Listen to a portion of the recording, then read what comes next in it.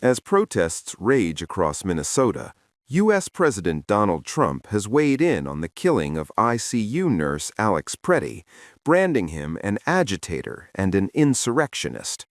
But investigators are still digging, officials are hedging, and the gap between power and accountability is widening fast.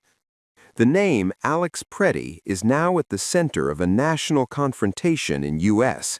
En los últimos días, la relación entre la retórica institucional y la imagen pública ha atravesado un punto de inflexión visible.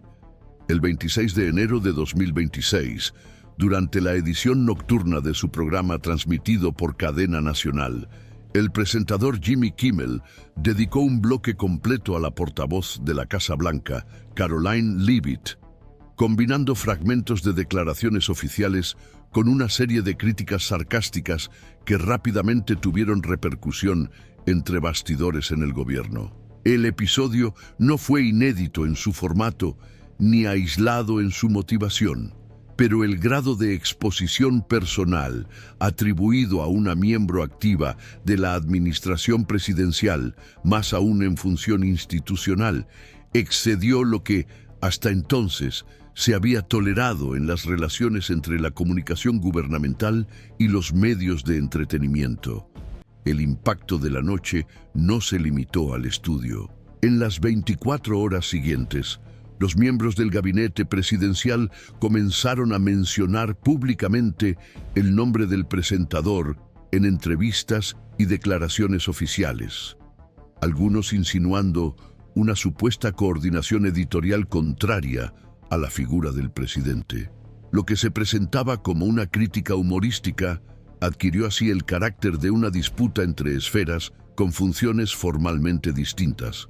El comediante pasó a ser tratado como un agente político y la secretaria de prensa como objetivo personal de una campaña.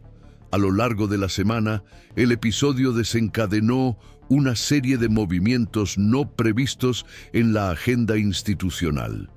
El presidente se pronunció de manera informal, aún a bordo del Air Force One, en un tono que no dejaba clara la separación entre la evaluación del desempeño y los comentarios sobre la apariencia de la secretaria. El episodio fue registrado por los periodistas presentes, que posteriormente relataron su incomodidad por la forma en que el presidente comparó los gestos de Leavitt con el funcionamiento de una ametralladora. Esta descripción, aunque breve y hecha en tono aparentemente jocoso, marcó una nueva escalada en la superposición entre las relaciones personales y la comunicación del Estado. Al ser confrontado en la siguiente rueda de prensa, Trump no se echó atrás. Volvió a mencionar a la funcionaria, reafirmó su lealtad y añadió que estaría blindada contra las críticas internas. Sin embargo, esta protección informal fue seguida por una serie de actitudes contradictorias por parte de la propia Casa Blanca. La misma administración que condenó públicamente la exposición excesiva de su portavoz en programas humorísticos pasó entre bastidores a revisar la rutina de apariciones públicas de la funcionaria, sugiriendo restricciones y cambios en los formatos de las ruedas de prensa. Esto desencadenó tensiones internas con sectores de la asesoría de comunicación, que comenzaron a informar de manera informal que la situación exponía un dilema crónico: cómo mantener una figura pública visible, joven, identificable con la base, y al mismo tiempo protegida de una prensa que ahora también incluye el humor como vector de crítica. El punto de inflexión no fue la broma en sí, sino la reacción institucional a la risa. Mientras los analistas trataban de interpretar la escalada como reflejo de un momento aislado, comenzaron a surgir nuevas capas de fricción. Los parlamentarios de la propia base republicana comenzaron a pronunciarse sobre el caso, no necesariamente en defensa You don't hand matches sino como una forma de to an marcar los arsonist, límites and you entre la don't give autoridad power to presidencial an y el uso de la maquinaria comunicativa de la Casa Blanca para enfrentamientos de carácter personal.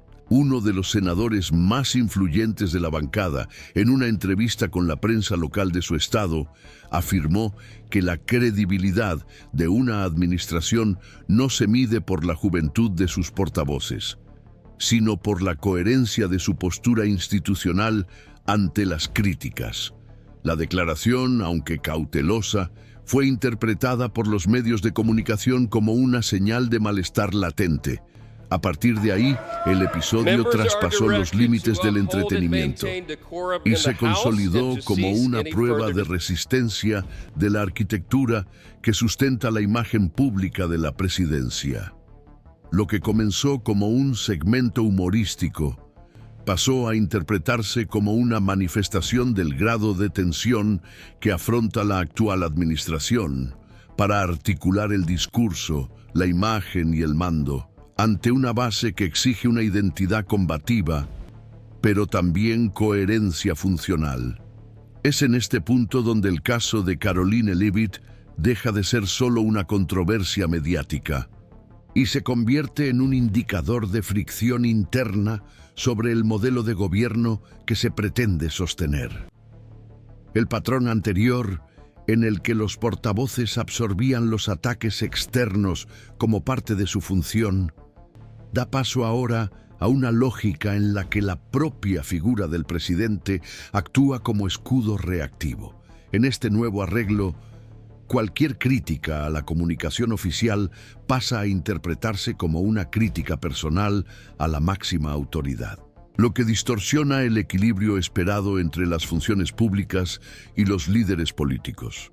Es en este contexto de superposición de roles y fragilidad institucional, donde las tensiones internas vuelven a hacerse más visibles. Hay indicios de que el actual gobierno está poniendo a prueba los límites entre la defensa de las prerrogativas institucionales y el uso personalista de la retórica. La estructura de la comunicación oficial parece cada vez más entrelazada con la sensibilidad individual del jefe del Ejecutivo, lo que impone un alto costo a la previsibilidad del funcionamiento interno.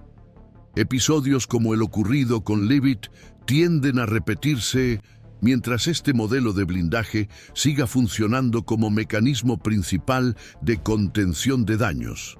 Y es precisamente en este punto donde el caso interesa para un análisis más amplio del sistema.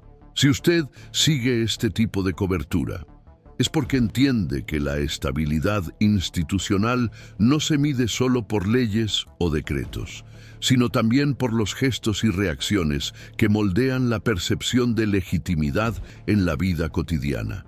Seguiremos observando de cerca las señales que emite el sistema, incluso en los episodios que parecen demasiado pequeños a primera vista. A partir de ese momento, el episodio protagonizado por la secretaria de prensa Karoline Leavitt y el presidente Donald Trump comenzó a actuar como catalizador de un reajuste más amplio en las relaciones entre el Ejecutivo y su base institucional de apoyo. Lo que se observó no fue una simple intensificación de la retórica política, sino un reajuste de las expectativas internas en relación con el papel de los portavoces y la elasticidad aceptable del lenguaje presidencial en contextos públicos. En declaraciones posteriores al suceso, asesores cercanos al núcleo de comunicación del gobierno indicaron, bajo el anonimato, que la reacción del presidente al episodio humorístico no había sido coordinada con los sectores responsables de la estrategia de imagen. Este desajuste generó rumores dentro de la propia Casa Blanca, sobre todo entre los grupos encargados de preparar las ruedas de prensa y calibrar las respuestas oficiales a las críticas de los medios de comunicación. Lo que antes se trataba como una cuestión rutinaria, la presencia de figuras públicas en entornos de sátira política, se convirtió en un problema de gestión.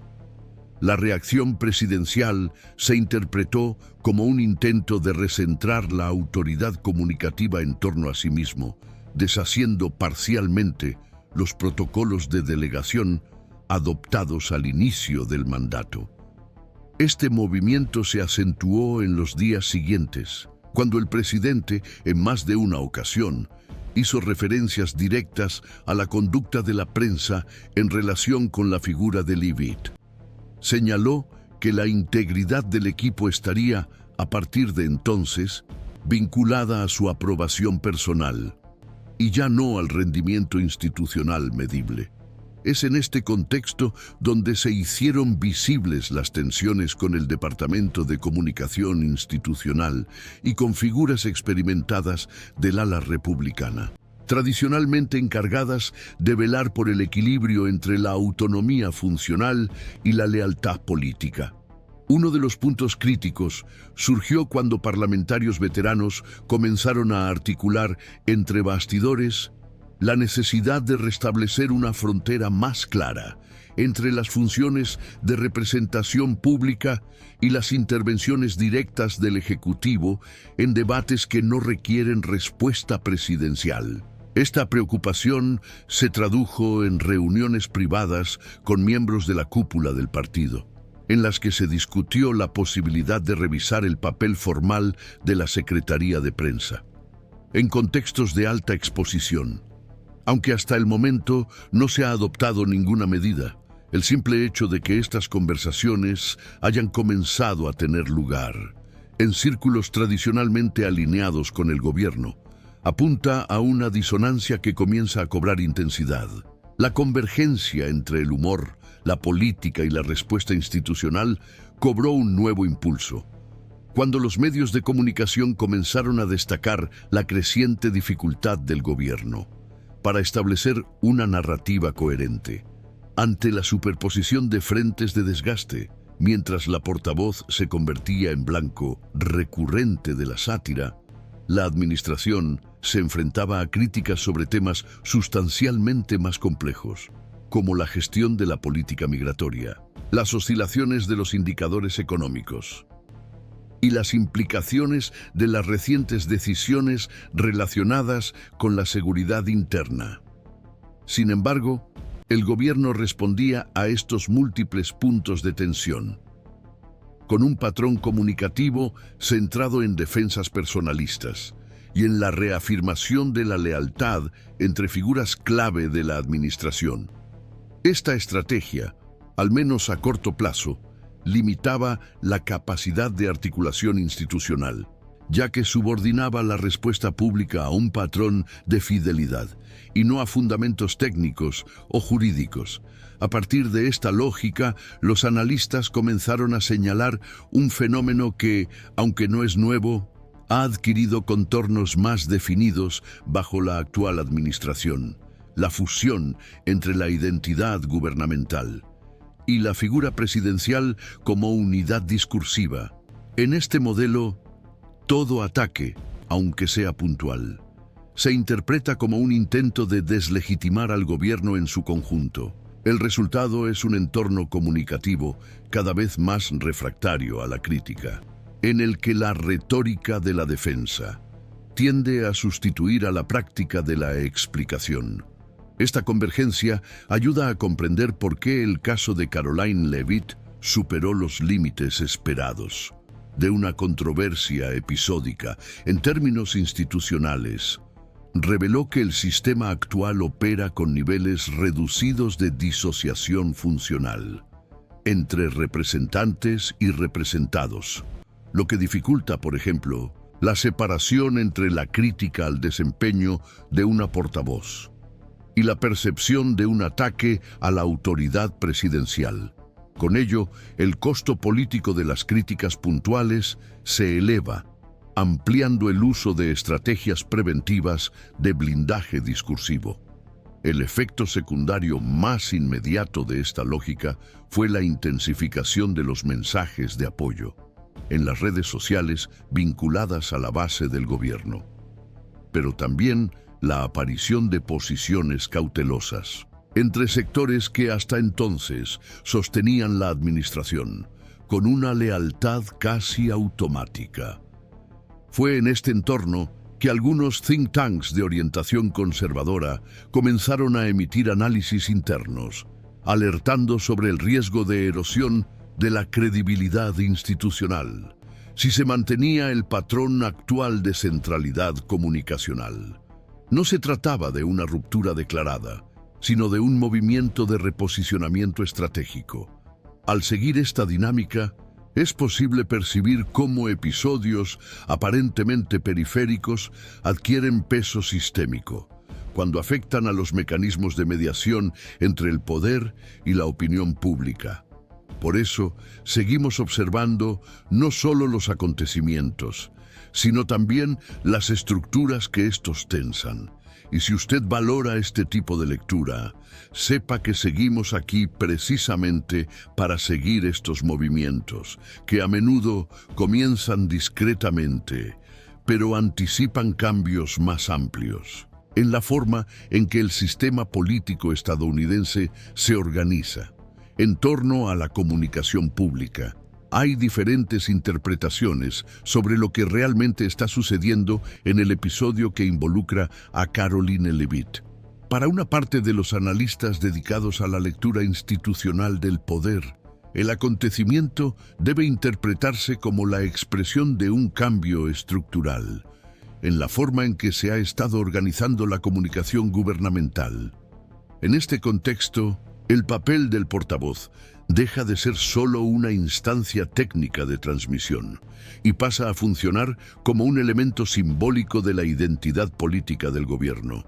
Esta transición expone a la figura pública no solo a la supervisión regular, sino también a la personalización directa del enfrentamiento político.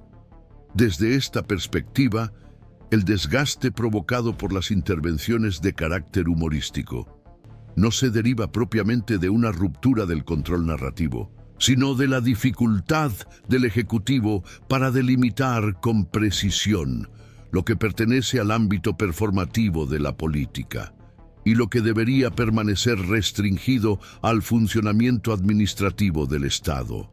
Esta indefinición, según estos observadores, aumenta el costo institucional, ya que obliga a los sectores internos a reaccionar ante estímulos que en situaciones menos tensas serían absorbidos, sin necesidad de ajustes estratégicos. En otra dirección, hay una lectura más cercana a los estudios de retórica política y comunicación electoral, que entiende la exposición de Leavitt, incluso cuando es negativa, como funcional a la lógica narrativa del gobierno. Para esta corriente, la transformación de la portavoz en blanco de críticas contribuye a reforzar la percepción de asedio externo, intensificando los lazos de lealtad entre la base electoral y los representantes de la administración. En esta interpretación, la reacción pública del presidente no se limita a la defensa de una colaboradora específica, sino que reafirma un patrón comunicacional, basado en la confrontación permanente. Toda crítica se enmarca como un ataque coordinado, y toda respuesta asume el papel de reafirmación identitaria. Este enfoque, sin embargo, encuentra resistencia entre los actores institucionales, que identifican en él un vector de desgaste operativo, sobre todo en momentos que exigen previsibilidad decisoria y estabilidad administrativa. También existe una posición intermedia sostenida por juristas y constitucionalistas que siguen de cerca la evolución de la comunicación política en los Estados Unidos de América. Para este grupo, el caso Leavitt revela los límites de un modelo que aún presupone la separación entre la función pública y la construcción de la imagen, pero que en la práctica opera bajo una lógica de superposición creciente. Esta ambigüedad, situada entre las expectativas asociadas al cargo de portavoz y la permisividad conferida a figuras vinculadas a un gobierno fuertemente personalista, crea una zona difusa de responsabilidad discursiva. Cuando se ridiculiza a la secretaria, resulta difícil determinar si el objetivo es la persona, la función institucional o la administración en su conjunto. Del mismo modo, cuando el presidente reacciona, no queda claro Si la respuesta busca proteger a la asistente, preservar la autoridad simbólica del cargo o reforzar su propia centralidad política. En este escenario, el sistema político muestra dificultades para clasificar episodios como el observado en la interacción entre Jimmy Kimmel y la comunicación oficial de la Casa Blanca. No hay consenso sobre si se trata de un desgaste previsible en un entorno de intensa exposición, de un uso excesivo de las prerrogativas presidenciales o simplemente de un reflejo de las recientes transformaciones. En el ecosistema mediático, el debate se desplaza así hacia los efectos potenciales que episodios de esta naturaleza pueden producir sobre la estabilidad funcional de los canales institucionales. Parte de las críticas al modelo actual apuntan al riesgo de una erosión progresiva de la legitimidad comunicativa del Poder Ejecutivo en caso de que no se restablezcan parámetros claros de distinción entre cargos e individuos. Otra parte, sin embargo, sostiene que la centralización extrema aún podría mitigarse mediante ajustes graduales en la lógica interna del gobierno, siempre que existiera una disposición concreta para reconstruir los canales de diálogo con la prensa, incluidos aquellos situados en la intersección entre el humor y la política. Hasta el momento, no hay señales consistentes de que exista esa disposición. Por el contrario, los movimientos observados indican la consolidación de una postura defensiva rígida que interpreta cualquier crítica pública como una manifestación de hostilidad y responde mediante una escalada discursiva. El efecto colateral de este patrón, según los especialistas en comunicación institucional, es el desgaste progresivo de los mecanismos de empatía con la opinión pública, al convertir a las figuras gubernamentales en protagonistas constantes del conflicto político. La administración corre el riesgo de reducir su capacidad para recuperar la confianza, especialmente entre los segmentos que valoran la claridad funcional y la estabilidad discursiva. En este sentido, el caso Leavitt deja de ser un hecho aislado y pasa a funcionar como indicio de un tipo de tensión que tiende a repetirse si se repiten episodios similares, y los indicios apuntan en esa dirección. La capacidad de la administración para distinguir entre la esfera institucional y la dimensión personal se pondrá nuevamente a prueba. Hasta que esto se defina, queda por ver cómo responderán los diferentes sectores del sistema político estadounidense al desafío de preservar un mínimo de previsibilidad institucional en un entorno marcado por la creciente personalización del discurso. Es precisamente para seguir este tipo de tensión en desarrollo que se siguen produciendo análisis como este, con el objetivo de ofrecer una lectura más densa y rigurosa de lo que se mueve, a menudo fuera del campo visible, detrás del ruido inmediato.